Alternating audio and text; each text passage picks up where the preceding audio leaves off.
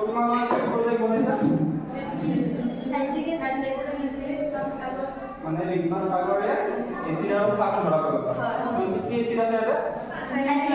Citric acid এটা কি আছে ক্যালসিয়াম হাইড্রক্সাইড সাইট্রিক এসিড মানে এইটো এসিড হয় এইটো কি হয় ক্ষাৰ হয় ঠিক আছে তো হাতত থকা কি এইটো কাগজটো কি হয় নীলা লিটমাছ কাগজ হৈছে তো এবাৰ দেখাই দিয়া কেনেকৈ কৰিছা ধুনীয়া এইটো কি হয় যেতিয়া নীলা লিটমাছ কাগজ এচিডত দিয়া হয় তাৰ কালাৰটো কি হৈ যায় ৰঙা হৈ যায় ঠিক আছে নেক্সট ৰঙা লিটমাছ কাগজ খাৰত দি দিয়া কালাৰটো কি হ'ব নীলা হয় তো লিটমাছ কাগজৰ ধৰ্মটো কি ই নীলা লিটমাছ কাগজ এচিডে ৰঙা কৰে আৰু খাৰে ৰঙা লিটমাছ কাগজ নীলা কৰে বুজিছা তুমি কৰিলে কৰা তুমি খালা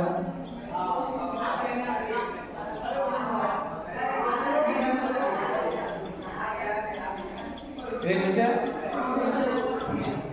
By next.